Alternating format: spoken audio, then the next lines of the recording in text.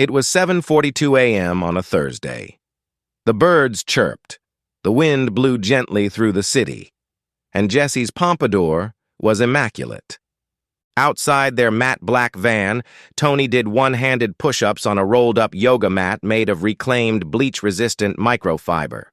Jesse stood beside the side mirror, brushing his hair with a comb carved from ethically sourced moonstone, then sprayed a fine mist of glacier lavender conditioner into the air like a ritual.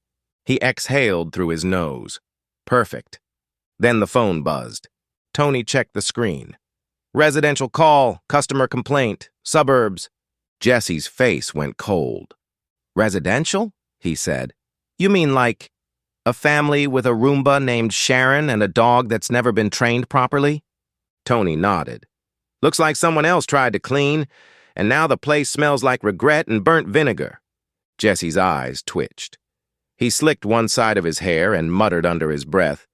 Mops in the minivan, bleach in my veins, residential vibes got me feeling restrained. Tony raised an eyebrow. You rapping already? Jesse snapped his comb shut. It's that or start scream cleaning. They pulled up 20 minutes later to a cul-de-sac shaped like a spiral of disappointment. The house in question had plastic flamingos, a live, laugh, love sign tilted sideways, and a strange fog coming from the chimney despite it being 26 degrees outside. Undercover mode? Tony asked. Undercover mode, Jesse confirmed, sliding on a pastel blue polo and putting his hair in a gentle side swoop, a casual style that still shimmered like polished silk under sunlight. They knocked. A woman answered, hair in curlers, slippers shaped like frogs. Her eyes were wild with homeowner stress. You're the cleaners? She asked. Finally.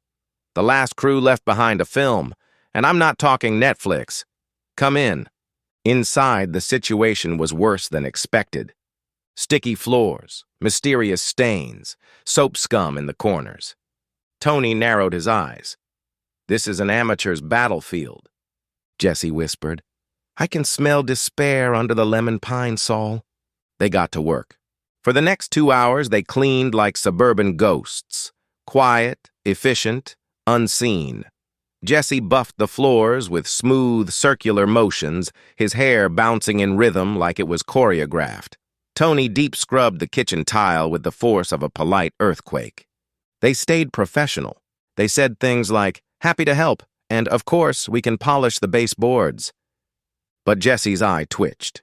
Each new mess tested him. A glob of jelly behind the radiator, grease that had aged into sentience. Someone had used fabric softener in the dishwasher. He rapped quietly into his sponge. Buff the fridge, wipe the sin. My soul gets dirty when I scrub that bin. Tony shot him a look.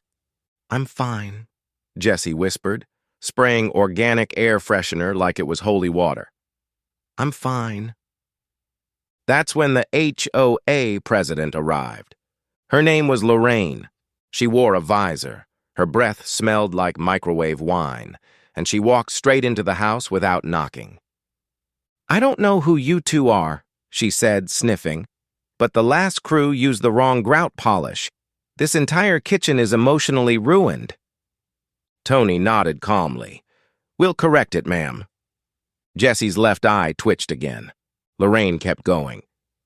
Also, I don't appreciate the tone of your disinfectant. It smells ethnic. Jesse dropped the mop.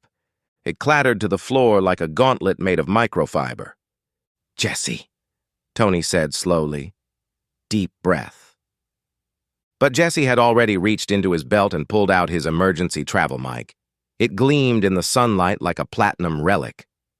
Lorraine scoffed. What is that? A karaoke machine?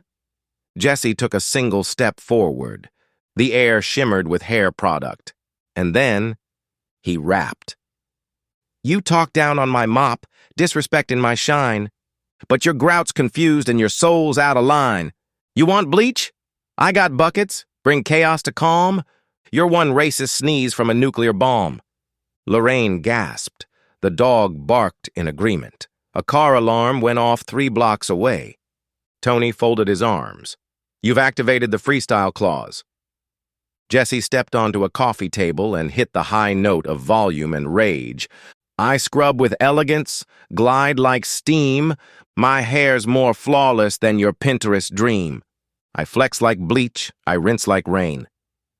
Your judgmental vibes got a gravy stain. Lorraine turned to flee, but slipped on a freshly polished floor. She tumbled into a pile of scented dryer sheets. Silence. Then the homeowner peeked out from the kitchen. Actually, the place looks amazing. You guys are so much better than the last crew. Tony nodded. We're flex and fresh. Jesse adjusted his comb and walked to the door in slow motion, each strand of hair catching the light like a hero in a hair commercial. He turned back one last time. Stay silky, baby.